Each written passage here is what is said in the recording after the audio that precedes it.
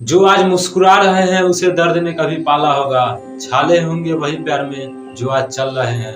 कोई नहीं चमकता है संघर्ष के बिना, रोशनी वही दिए देते हैं जो जलते हैं। आज हम अपनी जिंदगी में बिना कोशिश किए, बिना संघर्ष किए ही अगर आगे बढ़ने की कल्पना करते हैं तो ये कल्पना हमारी सिर्फ कल्पना ही रह जाएगी। जी हाँ, नमस्कार दोस्तों, मैं प्रिंस कुमार। एक किसान था जो अपनी खेत में फसल बोता था और उसकी फसल दुर्भाग्यपूर्ण किसी न किसी वजह से हर साल बर्बाद ही हो जाती थी। कभी तेज बारिश के कारण, तो कभी तेज हवा के कारण, तो कभी तेज धूप के कारण। कभी फसल सूख जाती तो कभी बारिश में बह जाती, तो कभी धूप होने के कारण सूख ही जाती थी।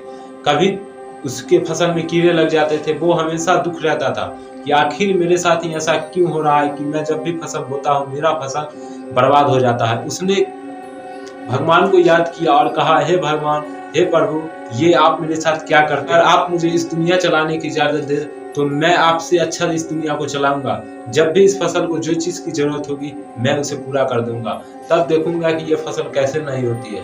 भगवान ने उसकी बात सुनी और वो भगवान प्रकट हुए और बोले कि ठीक है, आज से तुम इस दुनिया को चलाओ और ये फसल तुम बो इस बार और तुम ही इसे उपजाओ। और मैं देखता हूँ तब किसान ने फसल बोया और फसल को जिस टाइम पे जिस चीज की जरूरत पड़ती थी उसे पर्याप्त मौसम दिया, उसे पर्याप्त पानी की जब जरूरत पड़ी तो पानी दिया, जितनी धूप टेम्परेचर की जब आवश्यकता पड़ी उतनी टेम्परेचर उतनी धूप दी, और जितनी हवा वो पौधा सह सकता था उतनी हवा भी दी। फसल पूरा पक के तैयार हो चुका था, उसे जितना पकने के लिए जितना धूप चाहिए था उतना धूप भी दिया। जब फसल काटने की बारी, जब किसान अपने खेत में फसल काटने के लिए पहुंचा, इस फसल में तो कोई दाना नहीं है, जैसे कि मैं पहले करता था उसी की तरह हो गया था। तब किसान सोचने लग गया कि मैंने तो इसे सब कुछ पर्याप्त किया, फिर भी आखिर ये फसल कैसे नहीं हुआ। वो फिर भगवान को याद किया। भगवान उसकी याद करने को तुरंत आए और भगवान ने कहा, तब बताओ क्या हुआ। तब उस किसान ने कहा कि हे प्रभु, आपने फिर मेरे साथ क्या किया। मैंने इतनी अच्छी मेहनत की, इतनी अच्छी से मेहनत की, इतनी अच्छी से जो चीज की आवश्यकता पड़ी मैंने दी, फिर भी ऐसी मेरा फसल क्यों बर्बाद हो गया। तब भगवान ने कहा कि देखो, मैंने कुछ नहीं किया है, जो भी किया है तुमने ही किया है, क्योंकि ये फसल को तुमने कभी संघर्ष करने का मौका ही नहीं दिया। कभी इस फसल को तुमने तेज धूप सहने की मौका ही नहीं दिया, तेज बारिश सहने का मौका ही नहीं दिया, कभी तेज हवा चलने का मौका ही नहीं दिया इस पे।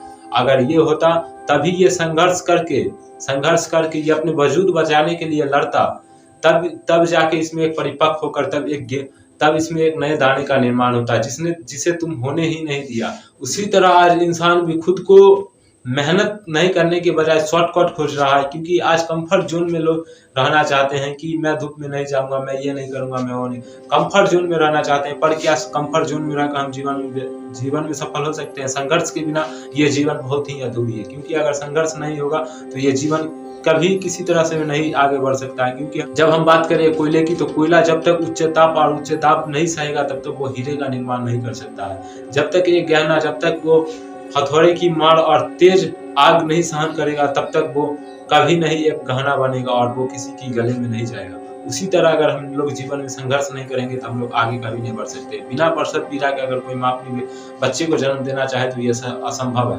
क्योंकि अगर हमारा जीवन ही एक संघर्ष से शुरू हुआ है तो हम लोग कैसे सोच सकते हैं कि मेरा शॉर्टकट से जीवन निकल जाएगा। यह एक कल्पना ही रह जाए कि हम लोग जीवन में शॉर्टकट से जीवन जी सकते हैं, कभी नहीं। जब तक हम लोग संघर्ष नहीं करेंगे। आप लोग जानते हैं कि एक भुट्टे की कीमत जब खेत से निकलता है तो उसकी कीमत मात्र 5 रुपए होती है, पर वही आग में तपने के बाद और जलने के बाद उसी की कीमत बाजार में 30 रुपया हो जाती है। तो याद रखिएगा, वही सिक्के इस दुनिया के बाजार में चलते हैं जो सिक्के आग में तपते हैं। तो जब तक आप खुद को नहीं तपाइएगा इस दुनिया में तब तक आप भी नहीं चमक सकते हैं, क्योंकि सूरज भी चमकता है क्योंकि वो पहले जलता है। इसी तरह अगर आप लोग जीवन में सफल होना चाहते हैं तो खुद को संघर्ष से कभी पीछे मत हटाइए।